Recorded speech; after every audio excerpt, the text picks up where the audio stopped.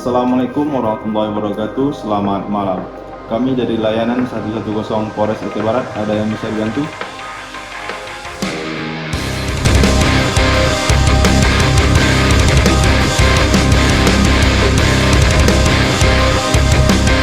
Nggak dari rumah, pakai jilbab, sama-sama kita yang berhenti.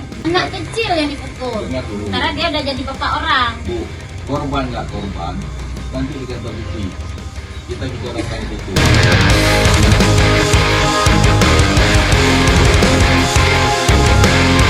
Sebagai penengah dalam hal permasalahan ini, kami sebagai penengah mencari solusi atau akar permasalahan.